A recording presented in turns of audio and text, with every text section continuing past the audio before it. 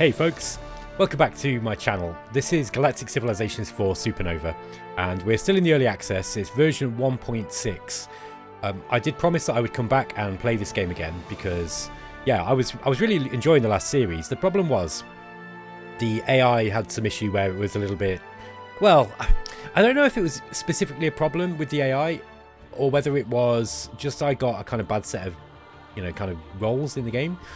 But yeah, certainly other people had complained about the AI being a little bit passive, and I believe that's fixed. In fact, I know it is because I've been playing this game quite a lot in the background and, off camera. And yeah, it's the AI is definitely, it's got its teeth back, let's say. This is version 1.6. The game has changed quite significantly since I last played as the humans.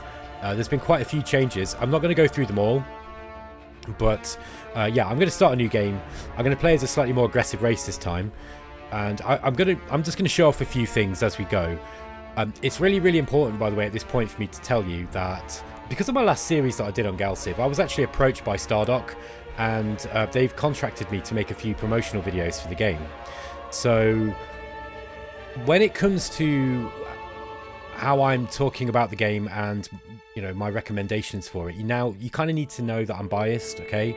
I don't work for Stardock, but I am doing some paid contract work, so you must take that into account when you are deciding whether you want to buy this game or not.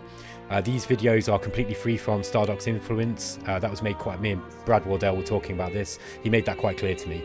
I can do whatever I want with these videos. I am under an NDA, so I can't discuss any element of the development of the game, and I won't do. But when it comes to playing the game, I just want to play it, and I need to at the moment. I need to get my head around the game even more than I do. Can I understand it now, so that I can get better at the videos that I'm making for them, but also because I just want to play it. So yeah, now the disclaimer's out the way, let's get into the game. So yeah, by the way, just so that we know, so we're clear, I really like this game anyway. It's partly because I like the game. I think that attracted Stardock to the channel, and because I was talking about it in a positive way, and that was genuine. Like I just genuinely think it's a great game. So yeah, I'm not. If I thought it was a bad game, I would say so, and I certainly wouldn't do any work for a game that I didn't have passion for. And I think this one's got a lot of promise. It's certainly one of my favourite Space 4X games at the moment, even in the unfinished state that it's in. But yeah, as always, take that with a grain of salt. Okay, the first thing I wanted to say is the Alien GPT has got loads better. Check out this look. The art that has started to be generated by the system is loads better now, and yeah, it's really good. Let's just have a quick look at it. I'm actually going to play as a Drengin, but I want to, yeah, let's just have a quick look at this because this has come on a long way. Let's try and think of something that is okay. I've been reading the Lord of the Rings again, so let's come up with something kind of Lord of the Rings based. So an ethereal race of wraith-like beings that have come from a different dimension, are only partly visible, and seek to dominate the galaxy. Fierce psychic powers. Okay, so these guys are going to be, ooh, crikey.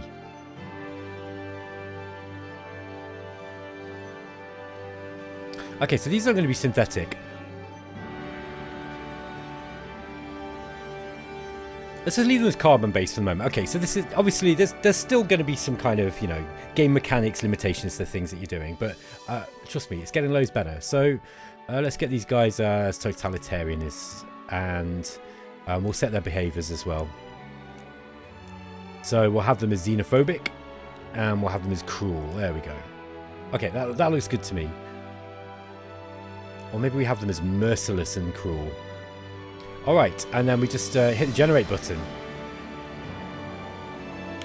This music might be a little bit loud, folks, so I'll probably turn it down in a moment. Okay, so look, as you can see, it's now generated some information for us. Here's the slogan: embrace the shadows, unleash the mind's dominion. In the distant reaches of the cosmos, there exists an enigmatic faction known as the Shadow Mind Collective. Born from the ethereal myths of a parallel dimension, these wraith-like beings embody both terror and intrigue.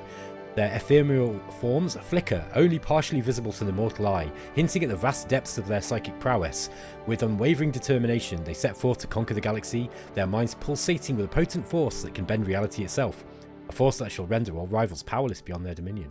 Or before their dominion. Okay. Describe the strengths and weaknesses of this civilization. This failed to generate. Okay, this sometimes happens. I do wonder if it might be something to do with the filters that they're having to put in, because some of the stuff that people have been sending, been generating, has been not safe for work. Let's say. Okay, let's look. Let's come up with some dogs here. We got some guy who looks a little bit like a tattooed version of Picard. Let's see what else we can get. Let's see if we can just find something. Now you'll only get a certain. Yeah, there we go. Look, that looks kind of more like what we're after. So let's pick these guys here. Look. You only get a certain amount of rolls on this. Now I think it will be to do with. I don't know if. I don't know, but I don't know whether Stardock are paying the ChatGPT people for the usage of the the technology. I know that you can actually hire out ChatGPT, and it costs a certain amount of money per generations, or whether they've just got their own system set up. I can't remember quite how it works, but anyway, you only get a certain amount of rolls, so just bear that in mind when you are when you're doing this. You can't sit there doing it all day. There's a limit to the amount you can do it every day. Okay, so yeah, here we go, the Shadow Mind Collective. And let's just set a few other things. Let's have them on a... Where should we have them? Have them on a desert planet. The leader name's Voidwalker. Now, you get to change the star system. And the star system is actually important because it gives you certain types of worlds here. Class 29 Barren World. That sounds okay. So we'll stick them on ICOS. This is the Your World normally. Anyway, so there you go. And then you can kind of set... You can set other things, like what kind of people do you want them to be, the population that you've got here. You can set them to be a random population if you want them controlling like all of the population. You can set the fleet types. We've been through this before. I just wanted to show you that this is better now anyway. I feel that this technology is really come on in the months since I first showed it off. Anyway, we're going to come out of that. And let's get into a game as the Drengin. So we're going to pick the Drengin. These guys have been in GalCiv since the very, very first game. They've been, at least in GalCiv 1, they were the sort of big bads, the big bad guys. The Drengin are a profoundly evil and warlike civilization. Exceedingly clever and vicious, there are few beings capable of meeting a Drengin and not becoming its next meal. Okay, so these are like a warlike faction. They're not the most warlike faction in the game. I would say that honor would be for the Korax clan here. These are like these are a specific clan within the Drengin who are even more disagreeable, let's say. But yeah, these are the standard Drengin. Now, you want to play in quite an aggressive way with these guys. Their technologies and their cultural focus is kind of geared up towards kind of military conquests, I'd say. Now, the war system in GalCiv is changing at the moment, I think, but for the time being, anyway, the one thing that was bugging me about the game is that the AI was creating big stacks of units, and you could only hit them once per turn with the fleet, and they've changed that now. So I'm really pleased they did that, because that was really bugging me. And now that issue's gone, I think the combat in GalCiv's way better. They've made some significant changes to the way the battle events play out as well. I honestly don't remember it that well before to be able to make too much comment, but you'll see. Okay, so the abilities we've got. We are slavers. Gain the ability to enslave your citizens, reducing their approval, production and food consumption, but they never protest. We get slaving technologies. Unrelenting gives us +10 control, so we'll be able to use more of the control abilities that you get as they generate through the game. Planets generate +1 more influence per month as well. That's a really, really nice little feature. So we get a colony ship, we get a flagship. Our cultural focus is nihilism. Now, as the game progresses, you'll notice in the other series that I did, the cultural progression was really, really quick. It is much, much reduced now, so you can't just race through like all of them like you could before. You've really got to kind of pick and choose which you want. And then, yeah, we've got the carbon-based biology. As citizens, Drengin have a high resistance and aptitude for becoming strong soldiers. Drengin have no approval penalty for living on undefended worlds. They defend themselves. So, yeah, they really are suited to kind of rapid expansion. Let's go. Alright. The Drengin are one of the older races in the galaxy, with an internal history rich with tales of conquest and bloodshed, dominating the lesser species of first their planet, then others. Many of their victims have discovered that the Drengin are not mindlessly stupid, but indeed rather inventive in their application of cruelty. There are few ways to devour a slaveling that the Drengin haven't thought up. However, simple beatings are usually the most economically prudent option for slaveling discipline. Okay, they've got their own ship style. They've got this really cool like red look, and I really like that. You know, red is evil. We're not very likable, so we get -2 to diplomacy. But we are militant, which gives us a decrease. Hold on a minute. This gives us increases starting control, and we are brutal, which gives us plus 10% soldiering. Okay, and there we go. So you can edit these as you like if you want to customize the race, but we're not going to do that. I'm just going to play with the vanilla race. We're going to have to keep the galaxy difficulty on bright. This should enable me to kind of get through the game without, you know, getting absolutely crushed by the AI. I could probably put it up to genius and still be okay. I know people who are playing on incredible. I think I'm going to leave it on bright. I think that this will be kind of, it should be difficult enough that I'll get some challenge, but also be able to play through the game and show off features. Game pacing is going to be normal, research rate normal. Leave everything else on, you know, fairly the vanilla settings. Now, what you can do is you can change the civilization proximity. I want some close neighbors at the start of the game. I think it would be fun to have people to fight with early on.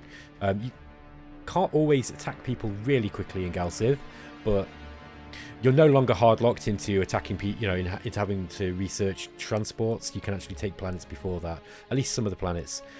So I'll leave that on others in sector. I'm going to keep the galaxy size on medium. I'm going to have several clusters. Star frequency is going to be occasional. There we go. Advanced settings. I'm going to disable tech brokering, and we're going to have surrendered colonies. So colonies transfer ownership upon surrender, and we're going to have no fog of war in territory. The rest of it is just going to be pretty similar. The victory conditions we're just going to keep on as they are. Okay. Now, perhaps a mistake I made in the last game was having too many players. So what I'm going to do is a rule of thumb that I picked up from some other people is that kind of have roughly half of what the maximum or the recommended number of players or the maximum players is. Or was it half of the recommended? Yeah, this looks about right, to be honest. I'm not going to put any of these weird generated ones that I was just messing around in. So what we'll do is we'll play with... Yeah, we've got 18 players in this. Yeah, that's kind of like a little bit less than half of what a little bit more than half of what it's suggesting. Okay, so basically we've got all the AI generated characters, or you know, the thematic characters. By the way, for those of you who don't like the camera, I won't necessarily always have the camera on. I think it's, unfortunately, I get more views when I use the camera. It's that simple. People like the camera, and so if any of you specifically object to the camera, please let me know in the comments. I will use it occasionally. It's just, I quite like using it. I think it gives me a little bit of a personal connection with you. I know some people find it distracting. If it's particularly distracting to the point that you don't want to watch the videos anymore, let me know. Yeah, I get mixed feedback on that one, to be honest. Okay. All right, so we've read this. We haven't read the strengths and weaknesses. Drengin soldiers are savagely effective at ground-based combat, and their naval vessels are famously tough. Their military manufacturing ability is also impressive, but Drengin colonies do sometimes struggle with discontent. Much of their famous inventiveness is put into stopping slaveling revolts, and you'll find that will be the case. Okay, let's have a look at what we got. We start on Drengin. This is a core world, and let's have a look what we got here.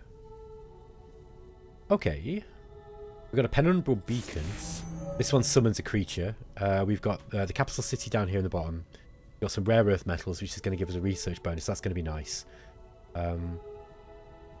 Now, manufacturing 7, research 2.6, income 4.5. Yeah, Drengin's not that rich. Yeah, this is not the best planet. It's a bit of a rough planet to start off with. I quite like it because it means that you are encouraged to get out into the galaxy or into the initial sector and start exploring as soon as you can and find somewhere to take. We also start with the colony ship and our flagship, the DES Instigator. So let's look at this ship. So the Instigator's got 1 beam attack and a 2 missile attack. Okay. Yeah, we've got the M4 Avenger missile, and we've got a survey module on there as well, because this is our main survey vessel. We've also got a probe for exploring with. At the start of the game, I like to explore manually.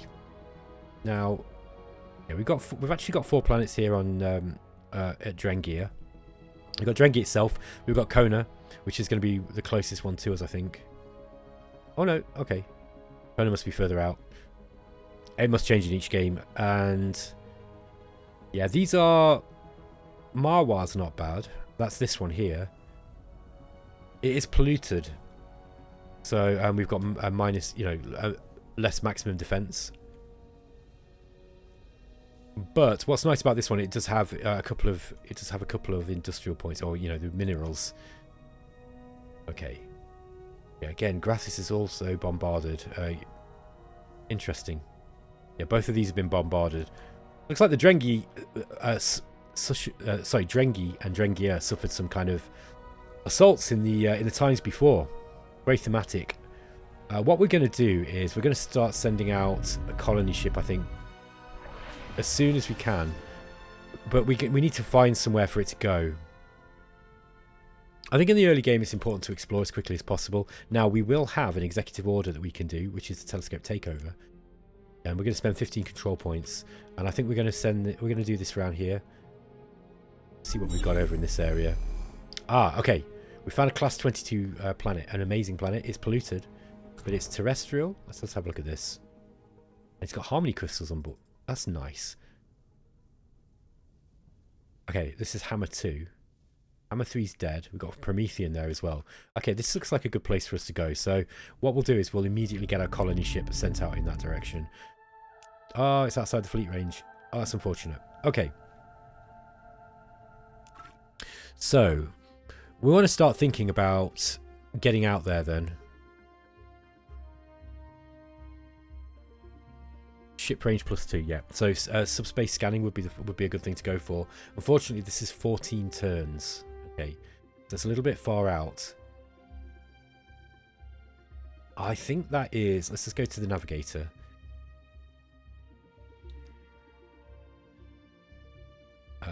Will it be in engineering? Yes, I think so. Yeah, it's this one here, subspace scanning. Yeah, this is the one that's going to give us ship range. Now the tech tree has changed quite a lot, by the way, guys. It's in some parts it's kind of unrecognizable from the previous version. Well, not unrecognizable, but they've stripped out a lot of kind of unnecessary stuff. One of the valid complaints about GalCiv was that you used to get a lot of technologies that were just like, +10 lasers, +20 lasers, this kind of thing. And I think they're trying to reduce on that kind of stuff to make the tech tree feel a little bit more meaningful. Certainly something I approve of. Yeah, it's a real shame that we can't get out to this one here. Let's see what we can find out over this way. We've got another executive order which we could play, which is the draft colonists. I think what we're going to do first is we're going to go for this research bonus. We're going to really hefty research bonus from this capital mainframe here if we put it here. With the adjacency bonus, we're going to get... Yeah, look, research is going to be +3% per level, so almost a 15% bonus.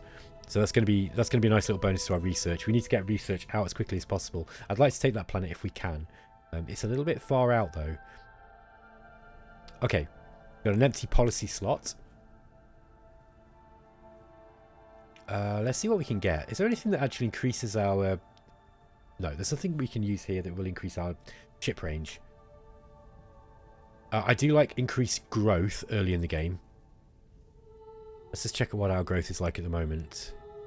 Population is not changing at the moment. There isn't enough food in your civilization to sustain the population on the planet. Okay. Alright, well that's an immediate issue that we've got to deal with. We're actually going backwards here in food. Maybe in that case, get rid of this. Oh no, we can't build agriculture at the start, can we? This is an interesting choice. I think we'll have to train a farmer.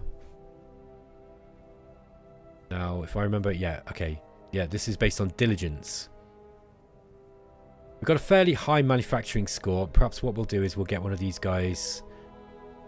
Let's find one with a decent diligence score. He's got 5. 4. 5, 4, 5. Let's make this guy farmer here. We're still a little low. Okay. In that case, we need to get people... what we could probably do is... get a colony ship out quick. I think what we'll do is we're going to send this colony ship out this way. In the hope that there's something here. Because if you look around us, there's not really much. We could go that way or we could go this way in this colony ship's range. But I'm going to risk it. Let's see what we can find out this way. And if there's, you know, if it turns out there's something over here, well, so be it. We'll have to go that direction instead. The other thing that we could do is we could try to take one of these planets, but I don't think there's going to be anything that's going to give us any food here. We've got artifacts to go and discover. Capsules. I'm actually going to put this one on automatic survey. Okay. We've got an idle shipyard. Start the game. I want a probe, I think. Yeah, these guys... If I remember right, these ones have got a bit of a larger range than anyone else. He's got a really, really high range. So, let's get another probe out. I probably wouldn't normally do that. Got the Scouter. Ah, is this one that I created? Yes. Okay, this one is... difference between these two again. Nothing at this stage of the game. Yeah, these have both got unlimited range, look. Colony ship would be good at the start of the game. Constructors are also quite useful, but we haven't got a whole lot that we can build with those yet. I think I'm just going to go with the probe. Let's get another probe out and we'll try to explore around as quickly as possible. Growth isn't going to help us here. This is what I like, right? Okay, games that have got no-brainer choices do my head in 4X, right? And usually I would try to push growth. However, on this planet it's not going to work because we don't have the food. So that is already, you know, that makes me happy because it means I've got to actually think about what we're going to put in. Is there a food bonus? No, I don't think so.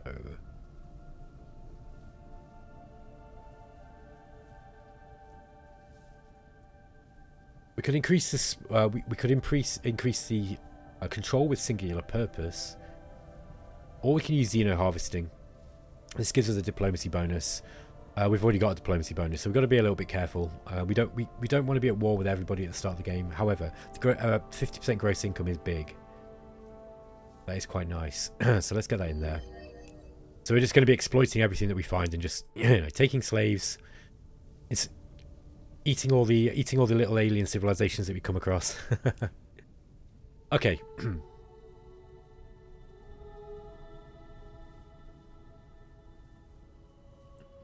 Now we get access to these buildings like the prison labor camp. This is a cool thing about the Drengin. I think I'm still going to go with the capital mainframe to start out with. This comes out pretty quick and it will enable us to get better research early on in the game. Okay, the other thing we can take a quick look at is leaders. Now, Minister of Exploration increases our moves and range. Ah, now this might help. What we could do is we could actually put someone in the Minister of... If we could get a minister here, a decent diligence, that would increase our range. Well, these guys are both candidates. We've got Duke Mythion and Baron Randolph. Ooh. Plus 10% loyalty, minus 10 to research when assigned as a governor. He's actually quite loyal. 175 as well. He's quite cheap. We can put him in there. Now this guy's actually going to be a good commander as well. He'd be a better person to get. More expensive though. I think just for this job, let's get him in. Okay, so we've got Baron Randolph now as our Minister of Exploration. We might find... Can we get this out here? If we can reach this colony ship. Okay, no, it's still out. It's outside the fleet's range still. What we'll do is we'll still send that one up here. Once we've... how much did that actually increase us? Sorry, folks, that's the wrong one. Let's go back to our ministers. Okay, that gave us plus 9. I reckon next turn we might actually be able to do to move this one out here. Okay, let's hit the next turn button. First turn always takes a while in these games, I'm afraid. Okay, here we go, month 2. Let's just have a look now. Can we actually get this out? No, it's saying the range is still here. Okay, yeah, it's still not letting us. Alright. First off, let's move the probe over here and just see what we can find. See if we can get lucky. Okay, we've got Naya 3 here. Oh, we do have Durantium. Okay, we've got lots of Durantium here, so that's good. We've got Promethean here too. At least as far as resources are concerned, we've got a nice little start here. It's just where to take this colony ship. Normally, I wouldn't bother colonizing one of these, you know, smaller planets early on, but it can help, especially if you've not got much in the way of whatever resource that it's going to be giving you.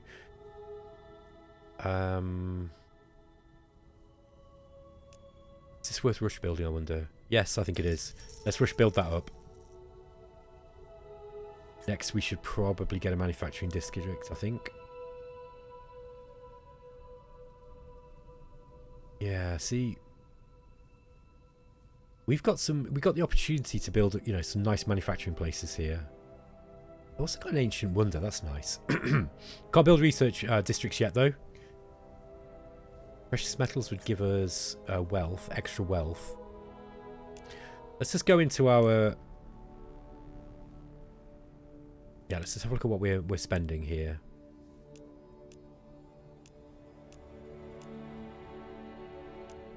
No, I want money. Money's really, really useful for rush building stuff.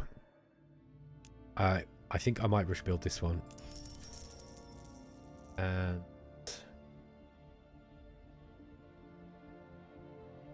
Oof, maybe I get a colony ship up, because that will mitigate the this food issue here. Yeah, we're still going backwards in food somewhat.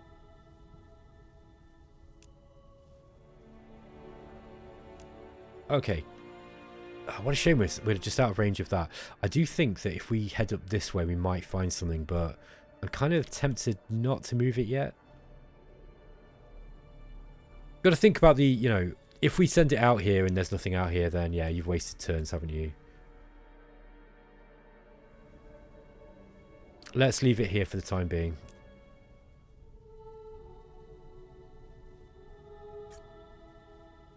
This would give us a plus 6% manufacturing bonus. This is not the best place for the industrial centre, to be honest. I think we could probably find a better planet eventually. However, you could always rebuild it, I guess.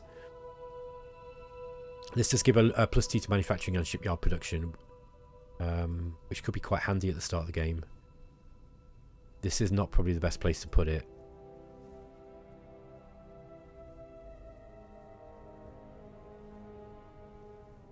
Yeah, as usual, Drengin. I've played the Drengin before, and the Drengin's quite often a little bit... oh, look at that. That's nice. We've got plus 3 to manufacturing here. I guess we could put this one on here. This would give us a nice manufacturing bonus. That might be a good place for it. 6 turns. Yeah, let's do that one. We can always replace it if we find a better planet. Okay, and we'll just keep the colony ship where he is. Okay, month 3. Let's keep heading in this way. Okay. As far as we can see so far, we can't see any better planets. Oh, it's Promethean here too. This is a very, very nice place to put a starbase. Look, guys. I wonder if putting a starbase up might be might be better than this. Yeah, I think so. Now we could rush build it at 180 credits. That said, there are other leaders that we could get in place that might be useful. For example, a Minister of Technology would be pretty useful. Yeah, let's get him in. Okay. Frequently defies local customs and traditions. This is Lord Grendon, by the way. He narrowly escaped an arranged marriage. Good lord. Okay, so, yeah. So he's giving us plus 1 random tech slots and plus 10% research bonus as well. So we should be able to get our research out a little bit quicker. Yeah, having this colony ship sat around is bugging me.